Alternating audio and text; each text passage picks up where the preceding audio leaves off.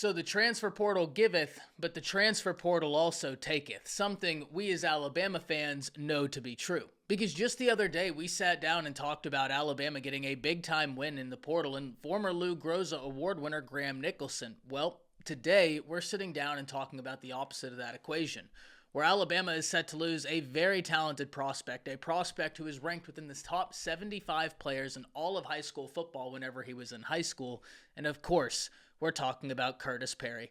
Before we can jump into all of this, y'all know the drill. I've got to hear from you. Hop down to the comments, give me a Y for yes, N for no. Or are you surprised that Khurtiss Perry elects for the transfer portal? And let me know what you're thinking.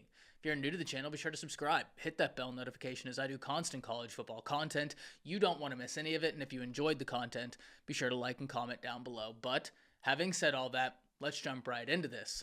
And as I alluded to in the intro, in high school, Khurtiss Perry was one of the most talented, one of the most sought-after prospects in all of high school football. In fact, if we look at the 24/7 Sports Composite, he came in at the number 54 player in all of high school football, the number 10 defensive lineman, and the number 2 player in the state of Alabama, and he had a ton of upside. This year, he was set to move from his defensive line position to the bandit role in Womack's new defense, and many fans, including myself, were excited to see what the future held, especially after a spring where he got back some really positive reviews. However, it seems that the transfer portal is his intended destination. And I certainly wish him well, because someone is going to get a very talented prospect that I have no doubt that fan base will be over the moon with, especially if he gets on the field and can start wreaking havoc. I'm certainly going to be rooting for him, and I'm interested to see where he ends up.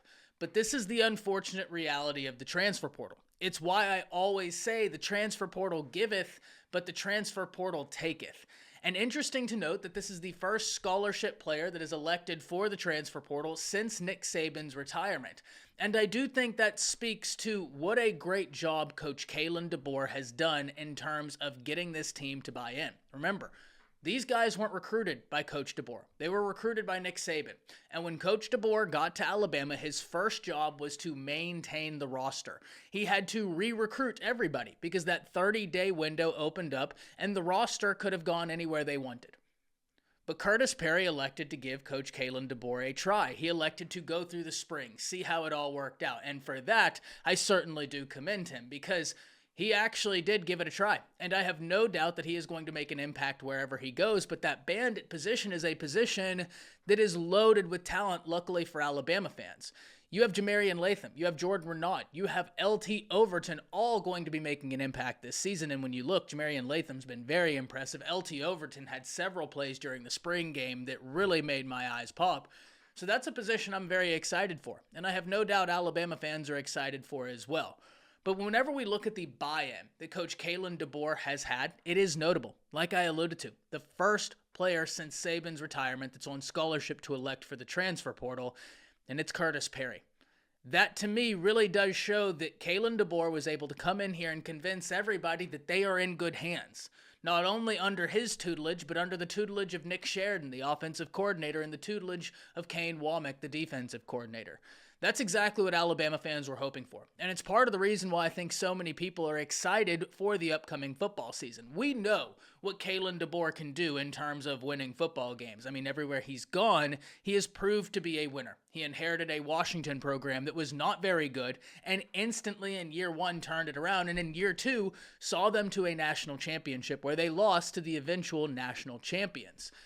That's a great reason to be excited, no doubt about it. But it's even better whenever that person has the ability to connect with those around him, has the ability to move those around him.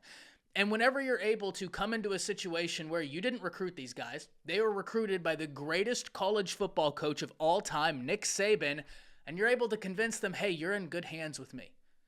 I may not be Nick Saban, but I do have your best interest at heart, and I am going to work tooth and nail to make sure we get to the promised land, to make sure I do right by all of you.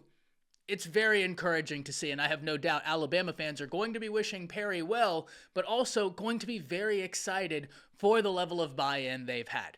We expected there to be transfer portal losses. That's just the nature of this. But it has been really telling how much buy-in there's been and how little movement we've seen. But I can't wait to hear from all of you. Hop down to the comments, let me know what you're thinking. Whenever Khurtiss Perry arrives at a decision, we will certainly make a video covering that, covering the scheme fit, and covering why he could be very successful at his new destination, which I'm certainly hoping he is. All the best to Khurtiss Perry, and I can't wait to hear from all of you. Hop down to the comments, let me know what you're thinking. That's it. See ya.